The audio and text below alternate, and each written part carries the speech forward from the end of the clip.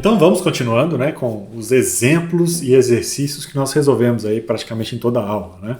Dessa vez falando sobre o comando for, né, que é uma estrutura de repetição aí em Python que nós vamos praticar nesse vídeo de agora. Então vamos lá, exemplos e exercícios. Exemplo 1.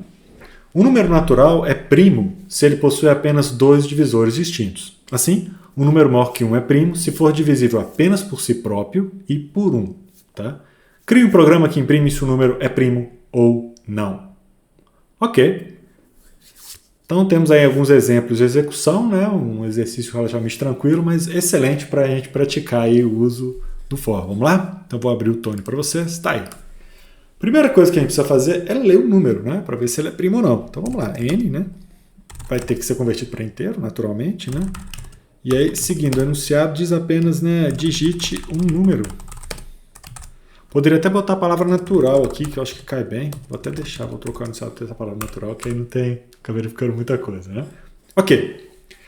Agora nós temos que verificar quantos divisores esse número tem. Se nós seguirmos à risca o enunciado, olha só, né? Ele vai ter dois divisores, né? Ou seja, um e ele mesmo, tá? Ok, vamos lá. Vamos fazer dessa forma, depois a gente dá uma melhoradinha no código, né? Então eu vou criar uma variável que eu vou chamar de divisores e vou começar com 0, ok? Daí eu vou fazer um loop de 1, né? O 0 não faz sentido, não posso nem testar se o número é divisível por 0, né? Isso vai gerar um erro naturalmente. E vou colocar aqui n mais 1, porque eu quero incluir o n, tá? Estou seguindo a risco enunciado, depois a gente vai melhorar isso aqui, obviamente, ok? Então tá bom, então o i aí vai representar todos. O que eu tenho que fazer agora? Verificar se, né, o n é divisível por i. Ou seja, se a divisão tiver resto 0, é porque ele é divisível. Se for divisível, divisores mais igual a 1. Tranquilo demais, né? Agora é só fazer o if. Se divisores for igual a 2, então eu posso imprimir, né? Aqui, ó, vou colocar o f-string aqui, né? Que n é um número primo. Vou copiar aqui para andar rápido. Se não, né? Eu digo que ele não é um número primo. E pronto, exercício concluído. O que a gente fez? A gente utilizou aqui um loop, né, que percorreu todos os números de 1 até n, né, porque lembrando que esse fim aqui ele é exclusivo, né, ele não faz parte, né, ele não está incluído. Então foi de 1 até n. Verifiquei se o número era divisível, se sim, eu contei desculpa, gente. Se sim, eu incrementei um contador. Tá? Ok, vamos rodar isso aqui. Então vamos lá, vou colocar o número 5. 5 é primo, perfeito. Vou usar os exemplos do exercício, quer ver? Existem uns exemplos legais. Deixa eu abrir aqui. 29,881, tá aí. É um número primo, claro. Por exemplo, 4 não é um número primo.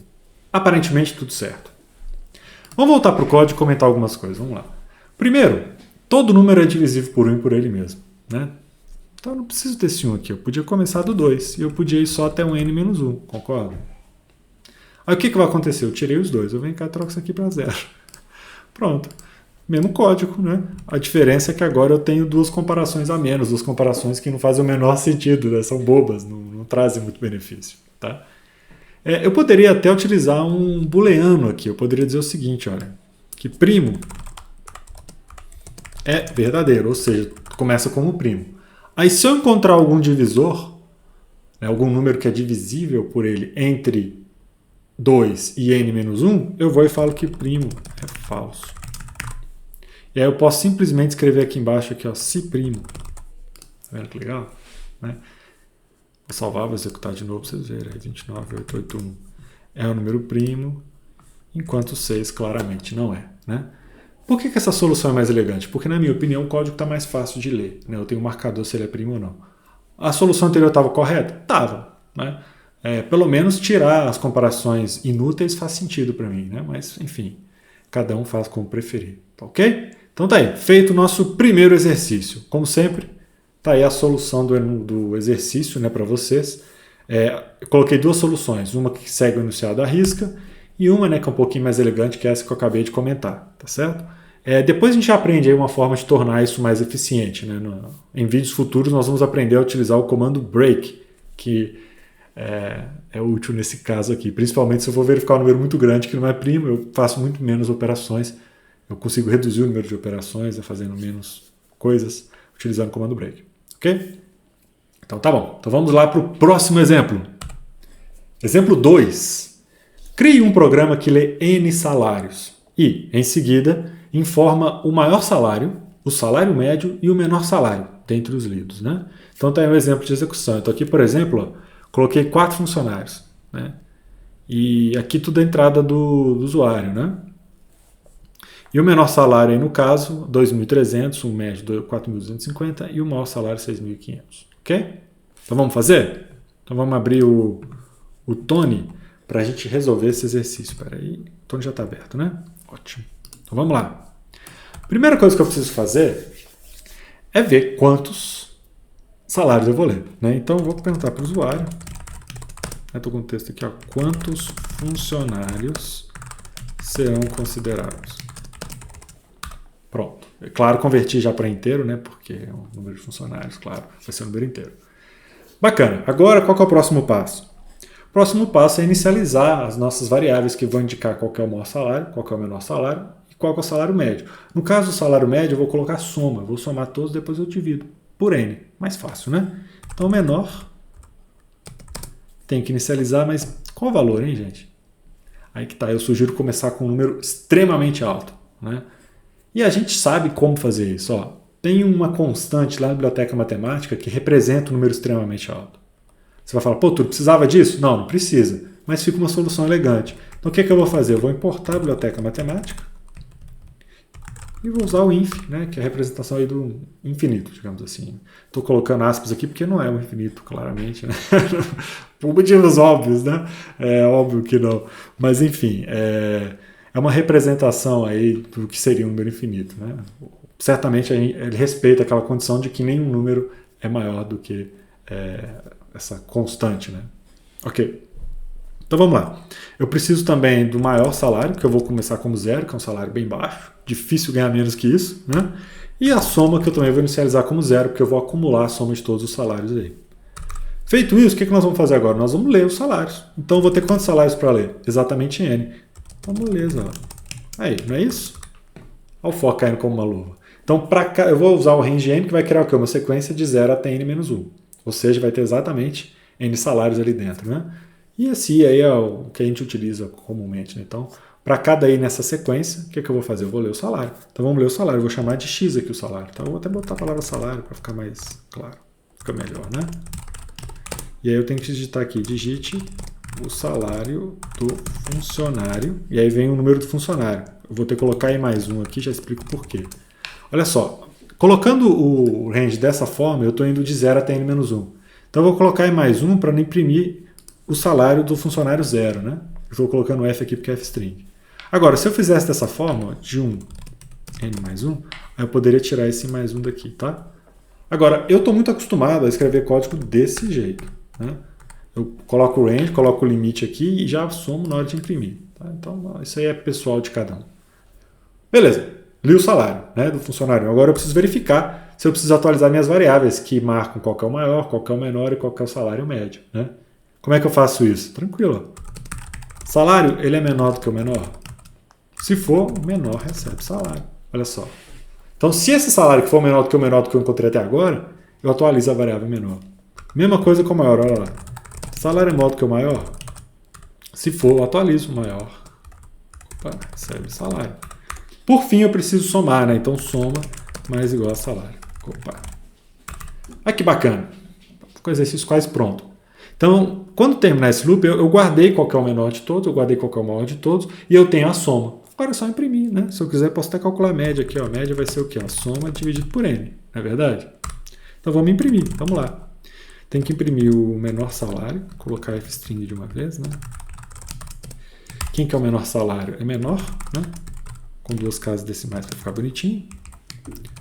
Vou copiar e colar, vocês me perdoem por isso, mas para ganhar um tempinho, tá? Para o vídeo não ficar muito longo. Então, salário médio vai ser o quê? Média, né? E, finalmente, o maior salário vai ser aqui maior. É isso? Ao copiar e colar é sempre bom dar uma lida com muito carinho, né? Então, menor, salário médio, maior salário maior. Salvar, executar. Vou pegar o exemplo do enunciado aqui, quer ver para vocês poderem gente ter uma referência aí. Então, olha lá. São 4 salários. 3.000, 5.200, 6.500 e 2.300. Tá aí, perfeito, né?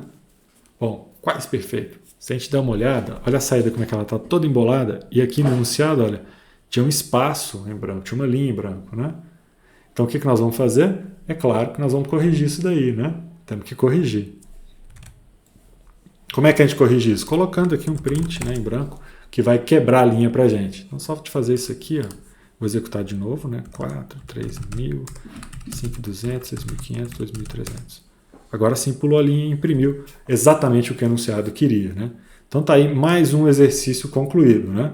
Então nós lemos aí programa, né? Leu N salários, capturou o maior, o menor e a média. E como sempre, né, tá aí o resultado, a resposta, né, a solução do enunciado do problema para vocês terem no slide, ok?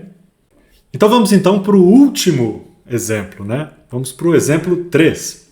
Só que antes de começar o exemplo 3, eu queria revisar com vocês o operador de divisão inteira e ensinar aí um truquezinho para utilizar o print sem quebrar linhas, ok? Então vamos lá, vamos ver como é que isso aqui funciona. Primeira coisa, o operador de divisão inteira é o barra em Python 3, né? E aí você vai falar, pô, Túlio, qual que é a diferença? A diferença é que o barra faz a divisão inteira. Então, por exemplo, se eu dividir 1 por 2, a princípio o resultado seria meio. No entanto, na divisão inteira, a gente faz a divisão inteira e elimina o resto. Ou seja, o resultado vai ser 0, tá? 3 dividido por 2, usando divisão inteira, vai ser 1. 4 dividido por 2, aí vai ser 2 mesmo, tanto faz, né? O fato é que nós eliminamos o resto e trazemos apenas a porção inteira do resultado, né? Por que isso é útil? É muito útil em inúmeras situações, tá? Quando eu preciso, por exemplo, que o resultado da divisão seja garantidamente inteiro, eu posso fazer uma divisão inteira, né? Claro.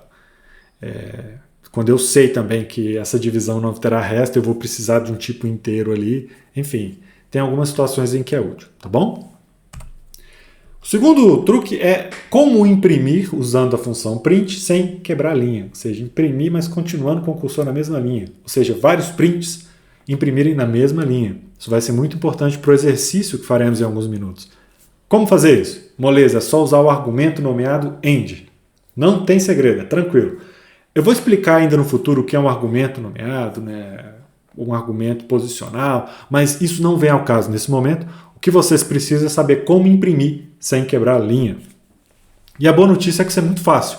Basta vocês colocarem, depois da string, olha, print, olá mundo, vírgula, a palavrinha end igual a alguma coisa que você quer colocar lá no final. Pode ser, por exemplo, uma string vazia, como é o exemplo desse caso aqui, né? O que vai acontecer? Ele vai imprimir olá mundo e não vai quebrar a linha, tá? Não vai quebrar a linha, o que pode ser muito útil em alguns casos, né? Nós temos aqui um outro exemplo, nesse exemplo de baixo, ao invés de colocar o barra N, a gente coloca um barra T, que é o caractere de tabulação, não é isso? Então tá aí, 2 exemplos, 2 formas de imprimir e não colocar o barra N, colocar alguma outra coisa no lugar. Para isso, basta, depois da string, vírgula, end é igual a alguma coisa, ok? Nós vamos fazer daqui a alguns segundos um exercício que utiliza essa função print, né? Vamos fazer alguns segundos e vocês vão ver aí como é que funciona na prática, tá bom? Então tá bom. Vamos ler então o exercício, né? O que a gente tem que fazer. Então vamos lá. Faça um programa que desenhe um trapézio retângulo de bases x e y utilizando asteriscos. O usuário deve informar os valores de x e y, que devem ser pares e tais que x menor do que y. Pegaram, né? Certifique-se que o usuário digitou valores válidos. E aqui nós temos aquele clássico exemplo de entrada e saída, né? Então, aqui o usuário digitou 3 e 6, não vale porque 3 não é par, né? Depois 10 e 8, não vale porque 10 não é menor do que 8 e x tem que ser menor do que y, né? E aí depois de muito errar, o usuário digitou certo, 4 e 14. E aí o que o programa fez? Imprimiu, né, um trapézio retângulo usando asteriscos. Olha que coisa legal. Notem o seguinte, na primeira linha aqui tem 4 asteriscos, depois 6, depois 8, depois 10, depois 12, depois 14. Aí acabou, né? A base de baixo é 14, a de cima é 4. Então é isso que o programa tem que fazer. A gente tem que gerar um código que imprime isso daí na saída. Vamos falar, pô, Túlio, que trem difícil, hein? E agora? Como é que a gente faz? Primeira coisa é pensar no problema, né? Eu já entendi muito claro que eu começo imprimindo 4, depois eu pulo 2 e imprimo 6, ou seja, um aumento em 2 unidades de quantidade de asteriscos, depois mais 2, 8, depois 10, até chegar no y, que no exemplo aqui é 14. Então isso aí já está bem claro. Só que para a impressão ficar bonitinha, igual isso que vocês estão vendo aqui, eu preciso de imprimir alguns espaços na frente. Então, não basta imprimir 4 asteriscos aqui, eu tenho que imprimir um número de espaços aqui, um número um pouquinho menor aqui, um número um pouquinho menor aqui, e assim vai até não ter nenhum espaço na frente. E aí, como é que eu vou saber quantos espaços, quantos asteriscos? Ora, vamos pensar? Concordam comigo que a base de baixo tem exatamente 14 asteriscos nesse exemplo, não é isso? E a base de cima tem 4, então eu sei que daqueles 14 eu só estou usando os 4 centrais lá em cima, na verdade, para poder criar o trapézio. Então, quantos espaços tem aqui no total? Ora, é fácil. 14 menos 4. Tem 10 espaços, concordam? 5 na frente, 5 atrás. Então tem 5 espaços aqui e mais 5 aqui. Como é que eu cheguei nesse número? Só olhar a base de baixo, né, gente? 14 menos 4. O resultado dividido por 2. Então, quantos espaços que eu tenho na segunda linha? Ora, eu vou ter 14 menos 6, né? Que vai dar 8, porque 14 é a base, né? Lá de baixo. 6 é o número de asteriscos, então sobrou quanto de espaço? Sobraram 8 espaços, né? Desses 8 espaços, 4 na frente e 4 atrás. Eu nem me preocupo muito com os espaços que estão aqui, não. Me preocupo com os que estão aqui, que eu vou ter que imprimir. Então, 5 espaços aqui, 4 espaços, 3, 2, 1, nenhum espaço. Olha que moleza. Então é isso que a gente tem que fazer, né? Sair imprimindo isso com bastante cuidado. Esse exercício ele é um pouco mais difícil, tá? E eu estou fazendo de propósito ele agora com vocês, para vocês terem uma referência de um exercício um pouquinho mais elaborado. Ele vai exigir um laço dentro do outro, que é tópico para a próxima aula, mas que a gente já vai começar a tratar agora, tá? E, enfim, nós vamos inclusive utilizar essa função print utilizando esse end, né? Então vamos lá, vamos para o Tony resolver esse exercício. Então vamos lá. A primeira coisa que a gente tem que fazer aqui é ler os dados de entrada. Então vamos ler, né? X vai ser um inteiro, né? E aí o enunciado diz o seguinte: digite o valor de x.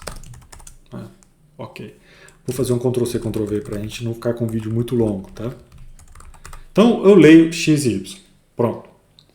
Enquanto o usuário não digitar os dados corretos, eu vou ter que ler x e y de novo. Então, enquanto os dados não forem corretos, quando que eles não são corretos? Ou quando um deles é ímpar, ou quando o x é maior ou igual a y, não é verdade? Já que o enunciado pede o contrário, os números têm que ser pares e o x tem que ser menor do que y. Então vamos lá. Se o x for ímpar, é assim que eu pergunto se o x é ímpar, né? Eu vejo qual que é o resto da divisão do x por 2. Né? Ok. Ou se o y for ímpar, né? Se tiver resto na divisão por 2, ou se o x for maior ou igual a y. Em qualquer um desses casos, a entrada está inválida. Se a entrada estiver inválida, o que eu faço? Eu vou e imprimo, né? Como é que era? Os valores devem ser pares tais que x menor do que y. Tá aí. Né? Só que eu quero observar uma coisa com vocês, olha só. No enunciado, depois de imprimir isso, vem uma linha em branco para separar as coisas ficarem mais organizadas. Né? Como eu quero a saída idêntica ao do enunciado, eu vou colocar aqui, ó, ou um print aqui embaixo, tá?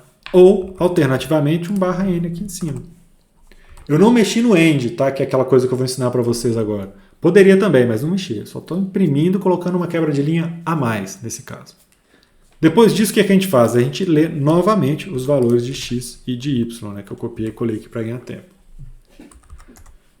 E vamos repetir esse loop enquanto o usuário entrar com uma entrada inválida. Até ele digitar o que ele deve, né? E a entrada estiver correta, a gente fica nesse loop aí.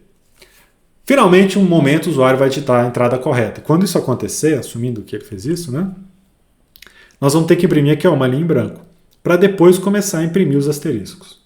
Notem que depois da linha em branca eu vou imprimir x asteriscos, depois x mais 2, depois x mais 4, depois x mais 6 e assim vai, né? Sempre com esse passo de 2. Então vamos lá, vou imprimir a linha em branco está impressa, e agora eu vou imprimir cada valor, eu vou capturar cada número de asteriscos em cada linha. Isso é bem tranquilo, olha só. Vou usar a função range. Eu começo com x asteriscos, não é verdade? Vou até onde? Até y? Não, vou até y mais 1. Por quê?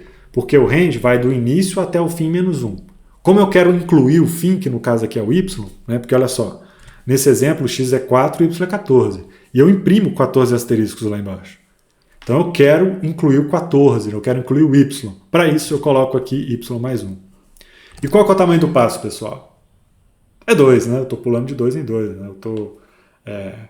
Começo com x, depois x mais 2, depois x mais 4, por aí vai. Então passo 2. O legal é que a função range aqui faz a parte difícil para a gente. Tá pronto, né? Eu já sei exatamente o número de asteriscos. Eu vou ter que imprimir i asteriscos nessa linha, né?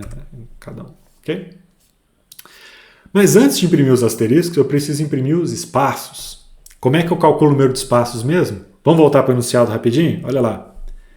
Eu sei que a base maior, né, tem y asteriscos. Na verdade, nesse exemplo aqui, 14 é y. Então, é y asteriscos menos o número de asteriscos que eu quero imprimir naquela linha. Então, beleza, eu sei o número de espaços. Só que eu quero imprimir só os espaços daqui da frente. Ó. Os daqui de trás não tem muito valor para mim, só os daqui. Então, vai ser quanto? Vai ser y menos i, né, porque é o número de asterisco, o resultado dividido por 2. Aí. Y menos i, não é isso? Então, y é o número de asteriscos. Oh, desculpa, perdão, gente. I é o número de asteriscos. Y é o total, né, a base maior. Então, é aquele número de asteriscos, é isso? Que eu vou imprimir, e o resto é tudo espaço. Eu tenho espaço dos dois lados, metade de um lado, metade do outro. Por isso que eu divido por 2, para pegar só os espaços da frente. Entenderam a ideia? Então, essa é a ideia básica a principal parte do exercício. Esse não é um exercício tão fácil quanto os demais, né? Ele é um exercício mais elaborado. Você tem que sentar, pensar, raciocinar para chegar na solução, tá bom? E eu estou começando a mostrar alguns exercícios mais elaborados, principalmente para quem está interessado, gostando da disciplina, mas também para aqueles que estão aprendendo, que tenham, né? Aprendam a pensar algoritmicamente. Né? Ok, então agora eu vou imprimir os espaços, vamos lá. Vou colocar como J, né? Vou criar outro loop em range espaço. Concorda? O que vai fazer? Ó?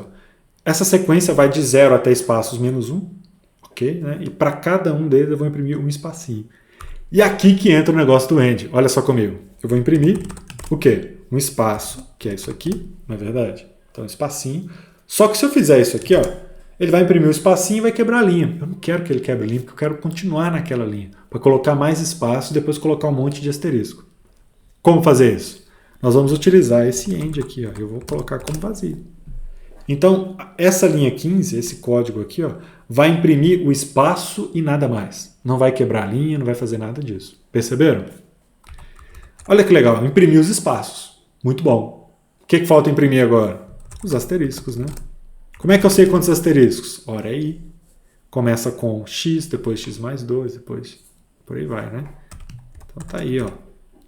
Não é isso? E na hora de imprimir, eu vou imprimir o quê? Um asterisco únicozinho. Então eu vou imprimir esse asterisco i vezes, né? Então eu vou imprimir asterisco, asterisco, asterisco. Para garantir que dá certo, eu não posso quebrar a linha. Então end vai ser o quê? Vazio. Olha só que legal. Quase pronto, né? Falta uma coisa. Imprimir os espaços, imprimir os asteriscos, agora eu tenho que quebrar a linha. Porque se eu quebrar a linha já era, né? Então vamos quebrar a linha. Ó. Só que eu vou quebrar a linha depois dos loops. Então olha o nosso código como é que ficou. Aqui eu estou calculando o número de espaço, imprimo os espaços, depois imprimo os asteriscos, quebro linha. Na próxima iteração, o i vai mudar de valor, né? Então o número de espaço vai diminuir, o número de espaço aqui vai diminuir, o número de asterisco vai aumentar. E vai acontecendo isso até chegar no que a gente quer. Olha que legal. Terminamos o exercício. Vamos rodar? Então, vou colocar aqui 6 e 10, por exemplo.